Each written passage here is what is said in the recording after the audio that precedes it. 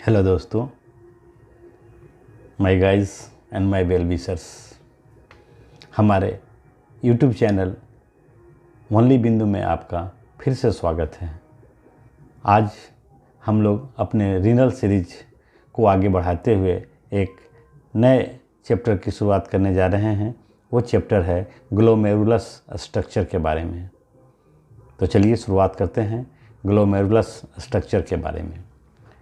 सबसे पहले तो मैं आपको ये बताना चाहता हूँ और कुछ याद दिलाना चाहता हूँ अपने पिछले एपिसोड में रीनल फिजियोलॉजी के तहत में, जैसे कि हमने एक नई वीडियो बनाए रखी है। शायद आप उसे देखे भी होंगे, अगर नहीं भी देखे होंगे तो उसको देख लीजिएगा ताकि आगे समझने में आपको सुविधा होगी।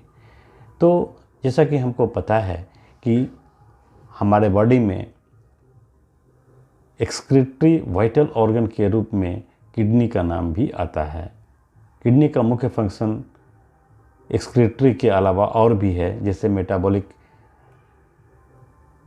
एक्टिविटी में उसका रोल होता है, ये एंडोक्राइन सेक्रेशन में उसका रोल होता है, बॉडी में बहुत सारा जो केमिकल है उसको रेगुलेशन में उसका काम आता है, पीएच को बैलेंस करने में इसका अहम रोल है। तो ये सब हमने पिछले एपिसोड में मैं बता चुका हूँ रीनल फिजियोलॉजी में। तो आगे हमको बताने के लिए इसमें है कि जैसा कि आपको भी पता है कि किडनी का जो यूनिट होता है वो है नेफ्रॉन। नेफ्रॉन एक ट्यूब लाइक स्ट्रक्चर है जो किडनी में पाया जाता है, किडनी में मिलता है। और मैं आपको बता दूं कि ये एक ऐसा वाइटल ऑर्गन है जो एक किडनी केवल कहने के लिए एक है, इसका फंक्शन बहुत सारा है। तो क्या आप बता सकते हैं कि एक किडनी में कितना नेफ्रॉन होता है? गिनने की आवश्यकता नहीं है। ये लगभग, चूंकि अब से गिना नहीं जाएगा, लगभग 1.2 मिलियंस नेफ्रॉन एक किडनी में मिलता है। इसका मतलब हुआ कि जब हमारे पास 2 किडनी है तो नेफ्रॉन्स की संख्या कितनी हो जाएगी? 2.4 मिलियंस। 2.4 मिलियंस हमारे बॉडी में नेफ्रॉन मिलता है। वह नेफ्रॉन वो है जो मेरा फंक्शनल यूनिट है किडनी का। और आपको नेफ्रॉन का पार्ट्स के बारे में भी आपको थोड़ी सी जानकारी दे दूं कि नेफ्रॉन का जो पार्ट्स होता है वो बहुत प्रकार के पार्ट्स उसमें होते हैं। जैसे एक तो हुआ बाउमेन कैप्सूल्स जो ग्लोमेरुलस स्ट्रक्चर में है।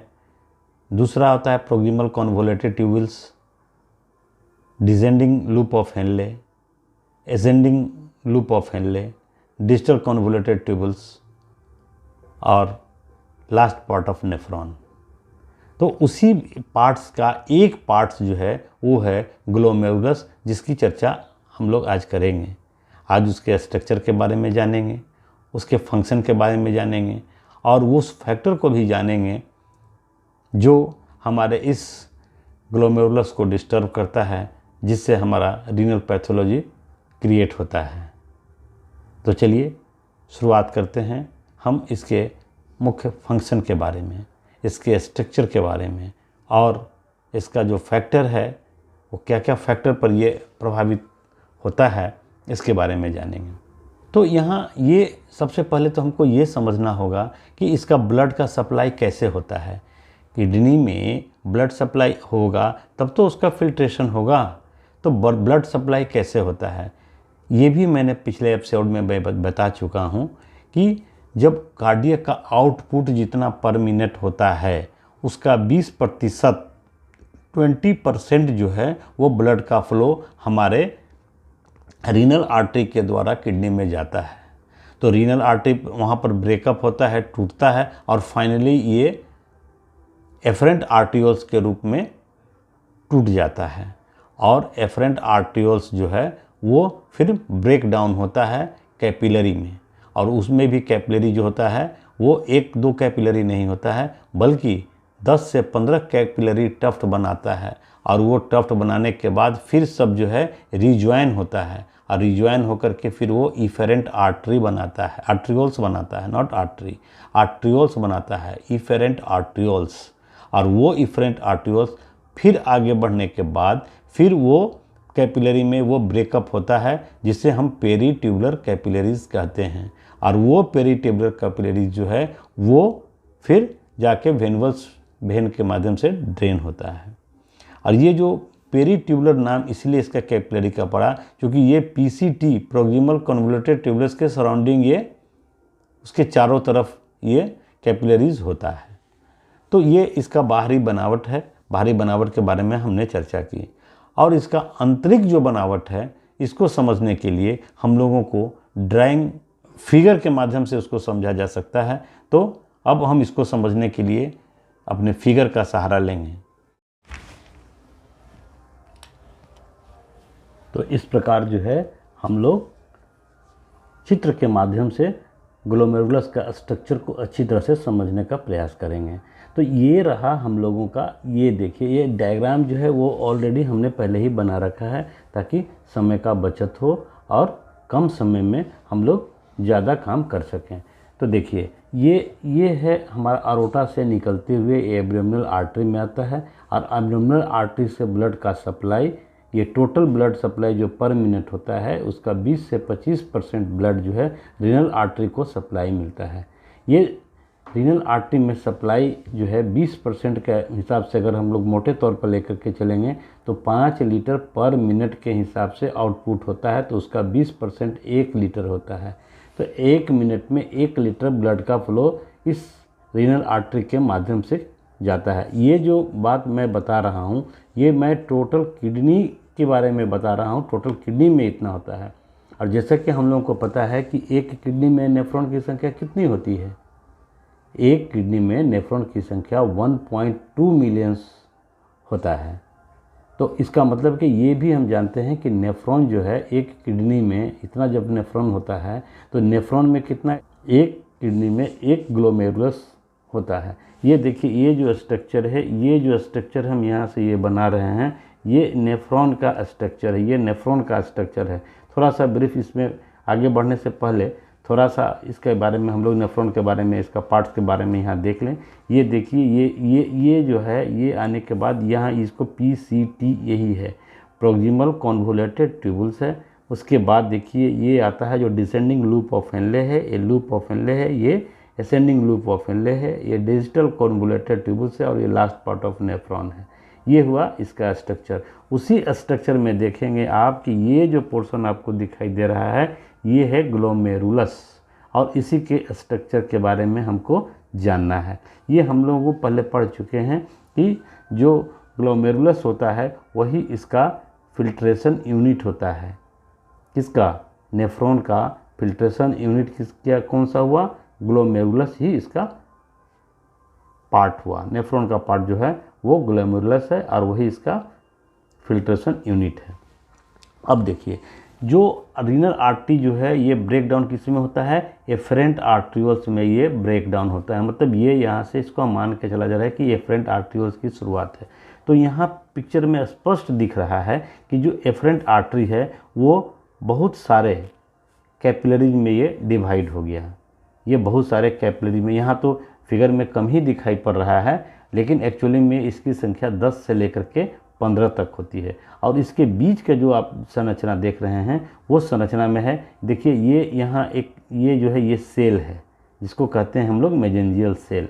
और ये सेल जो है कनेक्टिव टिश्यू इससे बनता है, ये कनेक्टिव टिश्यू बनाता है। और ये कनेक्टिव टिश्यू और मेजेंजियल सेल ये जब एक दूसरे के साथ में रहता है तो उसे हम लोग मेजेंजियम बोलते हैं। क्या बोलते हैं?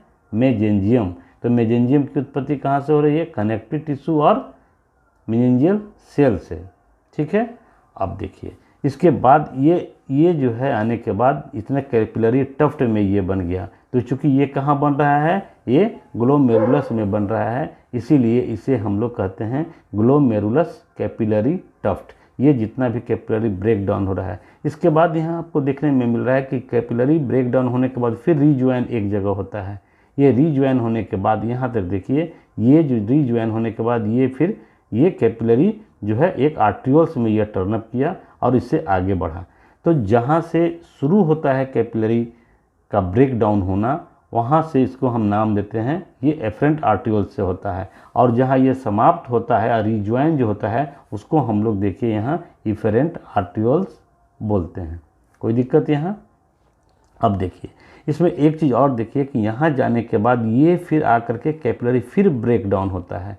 ये कैपिलरी जो है माने इफरेंट आर्टियोल्स जो है फिर आकर के ब्रेक डाउन होता है। ये कहाँ होता है?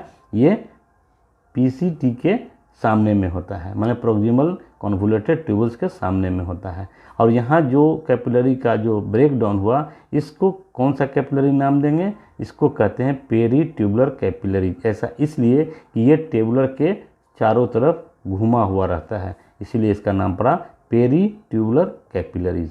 तो ये इसका बाहरी संरचना के बारे में हम लोग बता दिया। इसके साथ में एक चीज़ और बताना है हम चाहेंगे कि ये जो पार्ट्स रहता है ये पूरा बाउंड्री वाल में रहता है। ठीक है, ये स्ट्रक्चर जो है एक बाउंड्री वाल में रहता है। ये तो रहा इसका बनावट, कैपिलरी का जो बनावट है उस पर हम लोग चर्चा किए। इसके बाद देख रहे हैं कि एक साइड में मतलब ये अगर कैपिलरी पास किया है, एक कैपिलरी की हम बात अगर कर रहे हैं, ये कैपिलरी अगर पास किया है तो इसके नीचे साइड में एक बाउंड्री वाल होता है। जो बाउंड्री वाल किस चीज़ का बना रहता है? ये बाउंड्री वाल एपिथेलियल सेल का बना रहता है। और ये स्पेशलाइज एपिथेलियल सेल है, ये नॉर्मल एपिथेलियल सेल नहीं है। और इसकी विशेषता ये है कि ये जो है इसका जो स्ट्रक्चर नीचे बनता है वो फुट लाइक स्ट्रक्चर बनता है, जिसको हम लोग पोडोसाइट कहते हैं। तो इस प्रकार पोडोसाइट युक्त जो विसरल ये एपिथेलियल सेल है ना, जो कैपिलरी के नीचे की ओर में रहता है उसे हम लोग कहते हैं विसरल एपिथेलियल सेल। और ये क्या है? एंडोथेलियल सेल है। क्या चीज़ में है? ये ब्लड के कैपिलरीज में है। ठीक है, और इसका एंड पॉइंट जो यहाँ देखिए यहाँ तक आता है ना एपिथेलियल सेल, उसको हम लोग बोल दिए क्या? विसरल एपिथेलियल सेल है। और फिर देखिए यहाँ से जो एक ज्वाइन ये करता है, ये जो एपिथेलियल सेल ज्वाइन करता है और ये एपिथेलियल सेल को हम लोग बोलते हैं पेराइटल एंडोथेलियल सेल। इस साइड में भी यही स्थिति है, पेराइटल एंडोथेलियल सेल यहाँ आता है, यहाँ भी ये आता है पेराइटल एंडोथेलियल सेल आता है। और ये आकर के किसके साथ में टैग हो जाता है? प्रोक्सिमल कॉन्वोल्यूटेड ट्यूबल्स के सामने में आकर के ये ज्वाइन हो गया। अब देखिए इसको हम लोग विसरल एपिथेलियल सेल बोलते हैं और इसको पेराइटल बोलते हैं। दोनों में क्या अंतर हुआ? दोनों में अंतर ये हुआ कि ये जो स्ट्रक्चर देख रहे हैं ये फुट लाइक प्रोसेस इसमें नहीं होता है। ठीक है, फुट लाइक प्रोसेस इसमें नहीं होता है और इसमें फुट लाइक प्रोसेस होता है। ये हुआ इसका इंटरनली स्ट्रक्चर। इसके बाद देखिए एक बहुत ही इम्पोर्टेंट इसमें क्या है कि आप एक चीज़ देख रहे होंगे, ये डेंस जो काला डेंस जो दिखाई दे रहा है ये एक मेम्ब्रेन दिखाई दे रहा है। ये जो पूरा बिल्कुल काला है वो क्या है? एक मेम्ब्रेन है। इस मेम्ब्रेन को ही हम लोग कहते हैं GBM, ग्लोमेरुलर बेसमेंट मेम्ब्रेन। तो ये GBM है। और यहाँ पर जो ध्यान देने योग्य बातें हैं वो ये है कि इसका जो एंडोथेलियल सेल होता है वो फेनेस्ट्रेटेड होता है। फेनेस्ट्रेटेड मीन्स क्या हुआ? इसमें होल रहता है, छिद्र रहता है। ये जो एंडोथेलियल सेल देख रहे हैं कैपिलरी का, इसमें एक होल रहता है, इसीलिए इसका नाम फेनेस्ट्रेटेड कहते हैं। ये फेनेस्ट्रेटेड है और इस होल का जो साइज है वो होता है 70 से लेकर के 100 नैनोमीटर इसका साइज है ना। ये साइज है, इसके बारे में हल्का सा ब्रीफ करेंगे, डिटेल तो बाद में जाएंगे। इसका काम क्या है ये आपको पता है कि जब ब्लड इधर से आ रहा है या रीनल आर्टरी की तरफ से जो ब्लड आ रहा है तो ब्लड में क्या क्या रहता है? ब्लड में लिक्विड पार्ट भी रहता है और सेलुलर पार्ट भी रहता है। तो हमको सेलुलर पार्ट का तो फिल्ट्रेशन नहीं करना है, हमको तो प्लाज्मा का है, जो लिक्विड फॉर्म में है प्लाज्मा है उसका हमको फिल्ट्रेशन करना है। तो ये साइज बैरियर का काम करता है। इधर से RBC WBC प्लेटलेट चूँकि नहीं जा पाता है, इसीलिए इसका इस साइज पर ही रोक देता है। चूँकि फ्लूइड को आना है तो फ्लूइड को आना है तो स्वाभाविक है कि हमको उसमें होल होना चाहिए, लेकिन इतना बड़ा भी नहीं होल होना चाहिए कि इधर से मेरा RBC WBC प्लेटलेट मैंने कोई भी सेलुलर एलिमेंट इधर से पास नहीं करे, केवल लिक्विड एलिमेंट जो है सो इधर से पास करे। ये इसका एक स्पेशल इसका बनावट है इस एंडोथेलियल सेल का, जिसे हम फेनेस्ट्रेटेड एंडोथेलियल सेल यहाँ कहते हैं। ठीक है, अब हम इसके बारे में थोड़ी सी विशेष रूप से चर्चा करना चाहेंगे कि ये GBM है। ठीक है। अब जीबीएम में क्या होता है इसके बारे में हम लोग थोड़ा सा विशेष चर्चा करेंगे। अब सपोज कीजिए कि ये जीबीएम जो है हम इसको इसके सेक्शन कर लिए, डाइसेक्शन करने के बाद हम इसको बाहर लिया करके देख रहे हैं। ये बाहर निकाल कर जब हम देखेंगे तो नॉर्मल ये खुली आंख से तो दिखाई देगा नहीं और लाइट माइक्रोस्कोप से भी नहीं दिखाई देगा, बल्कि ये जो है हमको वो इलेक्ट्रॉन माइक्रोस्कोप की इसमें आवश्यकता पड़ेगी। इलेक्ट्रॉन माइक्रोस्कोप से हम इसमें एक अजीब बनावट देखते हैं। वो बनावट ये है, देखिए ये एक पीस है, किसका, जीबीएम का एक पीस हमने ले लिया है और इसको हम देख रहे हैं। तो देखने में हमको ऐसा दिखा कि ये जो बीच में देख रहे हैं, बीच में काला डेंस है ना, डेंस स्ट्रक्चर हमको यहाँ मिला, जबकि ऊपर में इतना डेंस हमको नहीं मिला, नीचे में इतना डेंस नहीं मिला। तो जो बीच में जो डेंस वाला एरिया है उसको हम लोग कहते हैं, उसको हम लोग कहेंगे लेमिना डेंसा। चूँकि ये डेंस है इसीलिए इसका नाम हम लोग रखे लेमिना डेंसा, इसको लेमिना डेंसा के नाम से पुकारते हैं। और देखिए ऊपर और नीचे दो इसका सतह हुआ, तो इसके ऊपर का सतह में आपको याद होगा, अभी हमने चर्चा की है इस पर, कि इसके ऊपर कौन सा है, कैपिलरीज क्रॉस कर रहा है। कैसा कैपिलरीज है, फेनेस्ट्रेटेड कैपिलरीज है, वो एंडोथेलियल सेल का बना हुआ है। तो जो अंदर के साइड में है ये मेम्ब्रेन जो है जीबीएम अंदर के साइड में रहा, माने किस साइड में, एंडोथेलियल सेल के साइड में रहा, अंदर के साइड में रहा, इसीलिए इसका नाम हम लोग देते हैं, इस पोर्शन को हम लोग नाम देते हैं लेमिना रेरा इंटरना। इसका नाम क्या हुआ, लेमिना रेरा इंटरना। और ये चूँकि आउटर साइड में है तो इसलिए इसका नाम क्या पड़ेगा, इसका नाम हम लोग दिए लेमिना रेरा एक्सटर्ना। ठीक है। और इसकी स्ट्रक्चर पर भी हम लोग अगर डिटेल से अगर इसका स्ट्रक्चर किए तो इसमें हमको मिल रहा है कि ये जो स्ट्रक्चर है वो ट्रिपल हेलिक्स माने हेलिक्स ऑफ पेप्टाइड चेन का ये बना हुआ है, जिसको हम यहाँ देख सकते हैं। और इसका देखेंगे 3 को जो छोर रहता है, इस छोर को हम लोग कहते हैं glomerular non collagen component of peptide. ये इसका स्ट्रक्चर है और आगे चल के हम लोग इसके बारे में और डिटेल जानेंगे। तो ये इसका स्पेशल इसका ये बनावट, तो इस प्रकार हमने इसका स्ट्रक्चर को देखा। अब देखिए इसकी जब बनावट के बारे में बात करेंगे तो ये देखा गया, इसके तो स्ट्रक्चर हम लोग अच्छी तरह से समझ गए कि इसको क्या कहते हैं, इसको क्या कहते हैं, इसको क्या कहते हैं, ये हम लोग अच्छी तरह से समझ गए।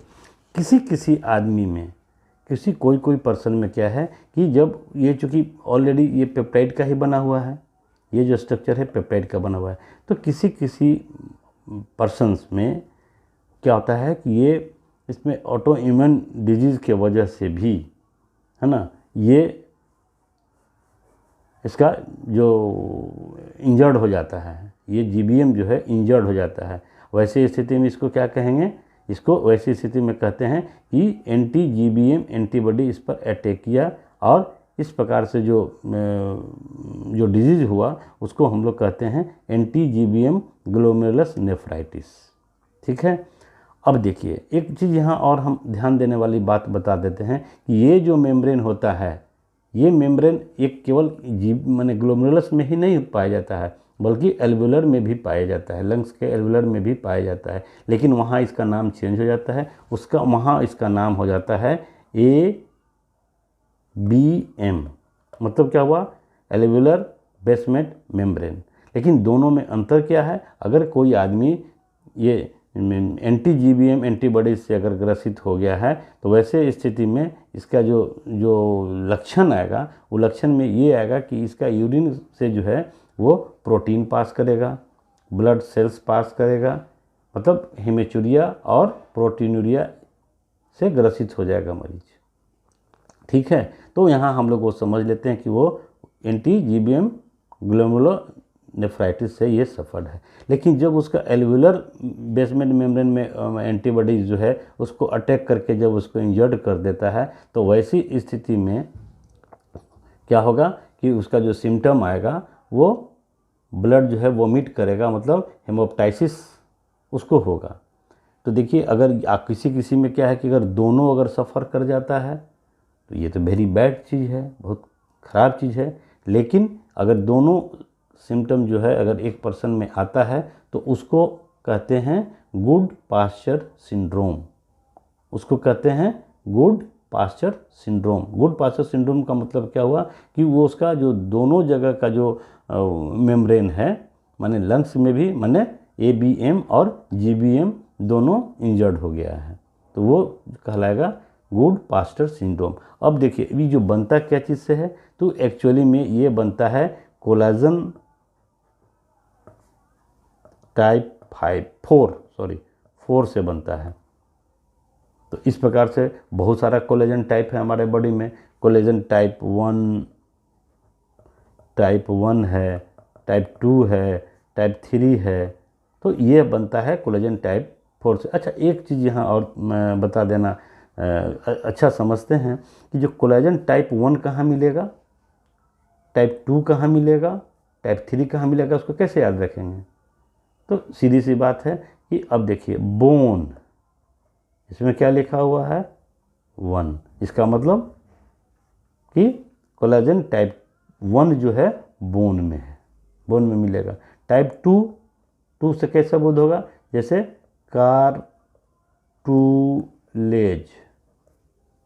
कार्टुलेज, ये 2 इसमें यहाँ देख रहे हैं कि 2 है। एक्चुअली में स्पेलिंग गलत है, लेकिन समझाने के दृष्टिकोण से ये बोल रहे हैं, याद रखने का पर्पस है केवल, ये कोई सैद्धांतिक चीज़ नहीं है। तो इसका मतलब है कि जो कार्टिलेज जो बनता है वो कोलेजन टाइप 2 से बनता है। 3 तो बहुत जगह है, मेनी प्लेसेस में है। और ये कोलेजन टाइप 4 का मतलब क्या हुआ, फ्लोर से। ये केवल याद करने का पर्पस है, तो कि याद अच्छी तरह से याद हमेशा रहे। फ्लोर मतलब जहाँ भी वो अगर सतह रहे, है ना, एक मेम्ब्रेन बनावे, वहाँ कोलेजन टाइप 4 मिलता है। तो इस प्रकार हम देख रहे हैं कि GBM जो है वो कोलेजन 4 से बना हुआ है। और इस प्रकार से हम इसके स्ट्रक्चर के बारे में हम समझे। हाँ एक चीज़ और यहाँ क्या है कि ये जो आप देख रहे हैं, जो पूरे जो सराउंडिंग में रहता है, पूरे एक बाउंड्री वॉल में सराउंडिंग में रहता है, तो इस पार्ट्स को हम लोग कहते हैं ग्लोमेरुलस। ये जो पार्ट है वो है ग्लोमेरुलस। कहने का मतलब हुआ कि ग्लोमेरुलस में कौन कौन सा मिलेगा हमको, ग्लोमेरुलस में हमको कौन कौन सा कंपोनेंट उसको कहेंगे, कौन कौन सा कंपोनेंट मिला। तो सबसे पहले हमको क्या मिला है, यहाँ ये कैपिलरी टफ्ट हमको मिला, ये जो है कैपिलरी टफ्ट हमको मिला है यहाँ। और क्या मिला इसमें, इसका जो कंपोनेंट है उसमें और क्या मिला हमको, और इसमें हमको विज़रल एपिथेलियल सेल मिला और पेराइटल एपिथेलियल सेल मिला। मतलब ये 3 का कंपोनेंट जा रहा है। इसी में मेनिंजेस सेल भी है, तो उसके बारे में तो इसी के अंतर्गत में हम रखे हैं। लेकिन मुख्य रूप से अगर हमको इसका स्ट्रक्चर के बारे में जानना होगा तो हम कह सकते हैं कि ग्लोमेरुलस में कैपिलरी टफ्ट होता है, मेनिंजियम सेल होता है, GBM भी यहाँ है, GBM भी होता है ना। और ये जो स्पेस देखा जा रहा है, ये स्पेस जो है वो बाउमेन्स स्पेस कहलाता है। ये स्पेस को क्या कहते हैं हम लोग, बाउमेन स्पेस कहते हैं। ठीक है। अब देखिए, अभी तक तो हम लोग जो देखे, इसमें देखे कि इसके स्ट्रक्चर के बारे में हम लोग देख लिए। अब इसको थोड़ा सा बारीकी में, थोड़ा सा डीप में हम जाना चाहते हैं, क्योंकि ये क्लिनिकल पॉइंट ऑफ व्यू से ये बहुत ही ज़रूरी है, इसके भीतर जो स्ट्रक्चर है उसको समझना। ये तो हमने देख लिया कि जो एंडोथेलियल से रहता है उसमें फेनेस्ट्रेशन रहता है, और इसका साइज़ भी हमको पता हो गया कि 70 से लेकर के 100 नैनोमीटर तक इसका साइज होता है। ठीक है। अब देखिए इसका बनावट कैसा होता है, विज़रल एपिथेलियल सेल का बनावट कैसा होता है। इसमें पोडोसाइट होता है, लेकिन इसमें नहीं आपको मिलेगा पोडोसाइट। ये इसमें जो है पेराइटल सेल में आपको पोडोसाइट नहीं मिलेगा। कारण तो स्पष्ट है कि हमको यहाँ से फिल्ट्रेट कराना है, इसीलिए इसमें ज़रूरी है, इसमें ज़रूरी नहीं है। लेकिन इसका क्लिनिकल पॉइंट ये है, इसके स्ट्रक्चर को भी अच्छी तरह से समझना बहुत ही ज़रूरी है। जैसे ये जो बनता है, ये जो बना हुआ है, ये मान लीजिए इस लेयर से रहता है, मतलब इंट्राडिजिटल। ये देखिए ये जो है इंट्राडिजिटल है ना। ये जो स्पेस देख रहे हैं, इस तरह से जो स्पेस बना हुआ है, ये जो स्पेस है, ये जो स्पेस आ जाता है वही इसका स्पेस है, वही इसका फिल्ट्रेशन स्लिट इसको बोलते हैं। उसको क्या बोलते हैं, फिल्ट्रेशन स्लिट बोलते हैं। और इसका साइज़ कितना होता है, तो इसका साइज 20 से लेकर के 30 नैनोमीटर तक इसका साइज होता है। अब देखिए यहाँ समझने वाली बात यहाँ ये आ जा रही है कि इसका साइज कितना है, 70 से 100। इसका साइज कितना जा रहा है, ये जो साइज है इसका साइज कितना जा रहा है 20 से लेके 30, मतलब इसका साइज कुछ बड़ा है, इसका साइज छोटा है।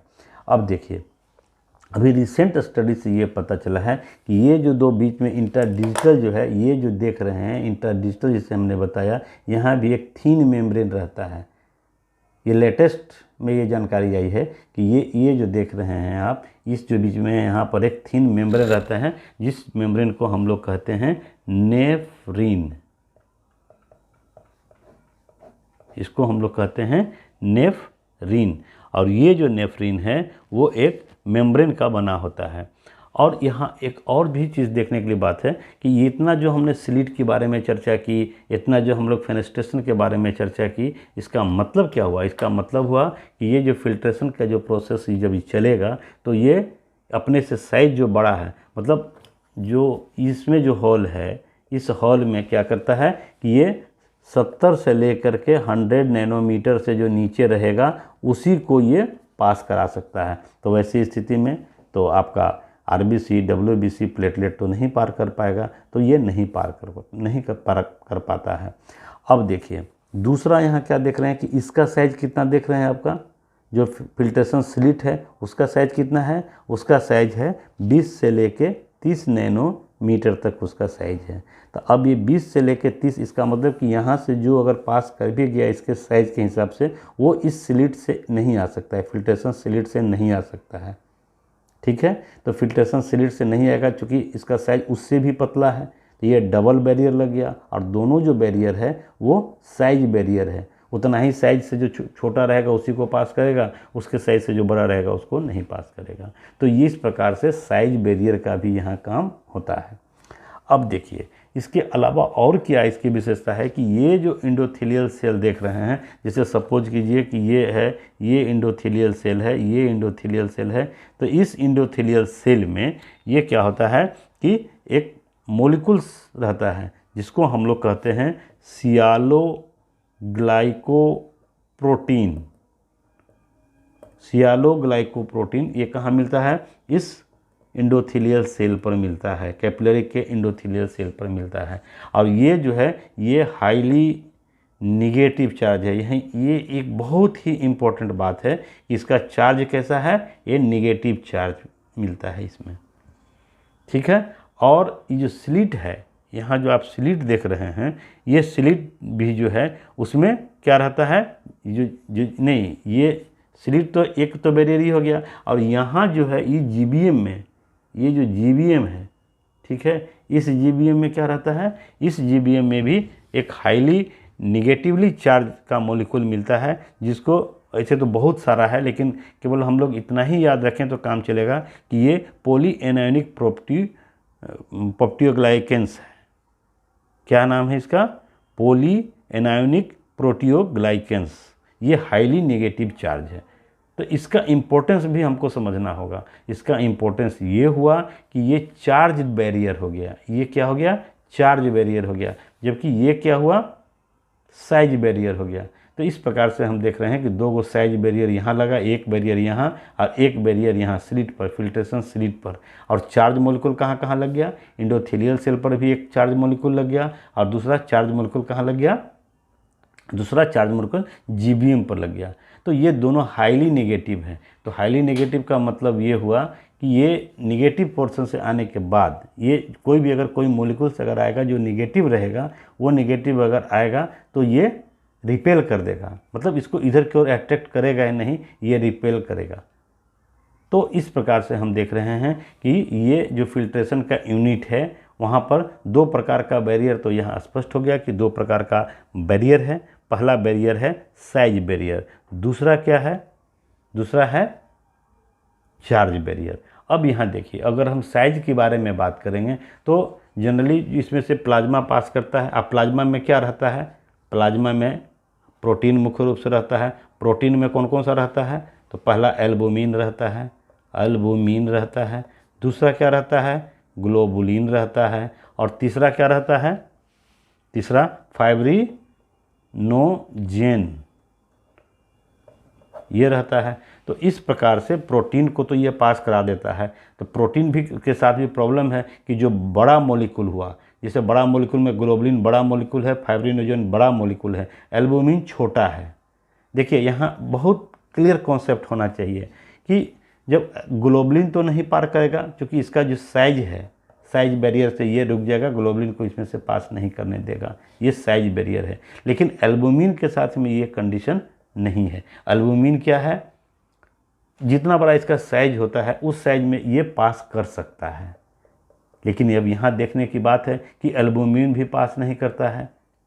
इसका मतलब हुआ कि ये साइज बैरियर इसको रोक देता है। और एल्बुमिन कैसा चार्ज है, ये टोटल जो चार्ज है, प्रोटीन का चार्ज कितना है आपको पता होना चाहिए कि प्रोटीन जो है वो निगेटिवली चार्ज है। ठीक है, अब तो स्पष्ट हो गया होगा कि जब ये ऑलरेडी निगेटिव चार्ज है और यहाँ भी निगेटिव चार्ज है तो इसको आने देगा, नहीं आने देगा, इसको रिपेल कर देगा। तो रिपेल कर देगा, इसका मतलब क्या हुआ कि ग्लोबुलिन तो साइज बैरियर के चलते हट गया, उसको हटा दिया गया, क्योंकि उतना साइज का इतना छोटा है नहीं कि पार की, तो बड़ा मॉलिक्यूल है तो ये नहीं पार किया। एल्बुमिन पार कर सकता था लेकिन नहीं पार करेगा। क्यों नहीं करेगा, क्योंकि ये भी निगेटिवली चार्ज है, ये भी निगेटिवली चार्ज है, और निगेटिव चार्ज जो है एक दूसरे को रिपेल करता है। यही कारण है कि ये जो है एल्बुमिन भी पास नहीं करता है। लेकिन जब इसका पैथोलॉजिकल कंडीशन आएगा, इसकी चर्चा हम लोग रीनल पैथोलॉजी में करेंगे, केवल ब्रीफ में यहाँ बता दे रहे हैं कि अगर इसका पैथोलॉजी चेंज, किसी भी कारण से अगर पैथोलॉजिकल चेंजेज होता है, जैसे बहुत सारा साइटोकाइनिन इसको अगर डिस्टर्ब किया, इन्फ्लामेटरी आया, बहुत सारा अगर डिस्टर्ब कर दिया, तो ये क्या करता है कि जीबीएम में जो निगेटिवली चार्ज है उस चार्ज को क्या करेगा, न्यूट्रलाइज कर देगा। न्यूट्रलाइज करने का नतीजा क्या हुआ, ये न्यूट्रल जब हो जाएगा तो क्या होगा, ये ग्लोबुलिन और जो फाइब्रिनोजन है वो तो साइज बैरियर से रुक जाएगा, एल्बुमिन तो नहीं रुक पाएगा, क्योंकि एल्बुमिन को रोकने वाला कौन चीज़ था, ये दोनों जगह से जो हाईली निगेटिव चार्ज था मॉलिक्यूल था, है ना, कौन, सियालोग्लाइकोप्रोटीन, और दूसरा क्या था बताइए, दूसरा जो एक और जो मॉलिक्यूल था जो आपका यहाँ जीबीएम पर जो बैठा हुआ था, प्रोटीन का नाम था पॉली एनायोनिक प्रोटियोग्लाइकेंस। तो ये इस प्रकार से दो जो प्रोटीन मॉलिक्यूल है वो उसको रिपेल कर देगा। लेकिन जब पैथोलॉजिकल कंडीशन होगा और जब ये किसी साइटोकाइनिन या कोई इन्फ्लामेटरी मीडिएटर से अगर ये न्यूट्रलाइज हो जाता है तो एल्बुमिन पास करना शुरू हो जाता है। लेकिन ग्लोबुलिन जो है अभी फ़िलहाल इस वक्त तो नहीं करेगा, और भी जब पैथोलॉजिकल कंडीशन और भी जब बुरा होगा तब जाके ये करेगा, जिसकी चर्चा हम लोग रीनल पैथोलॉजी में करेंगे। तो इस प्रकार से हम यहाँ पर देखें कि कैसे साइज बैरियर और चार्ज बैरियर ये दोनों प्रिवेंट करता है प्रोटीन को पास करने में। और इस प्रकार से जो चेंजेज जो बीच में हो रहा है, जैसे कि अभी हमने आपको बताया कि ये जीबीएम में जो चेंजेज होता है, इस चेंजेज को हम लोग क्या कहते हैं, इसको कहते हैं मिनिमल चार्ज ग्लोमेरुलोपैथी।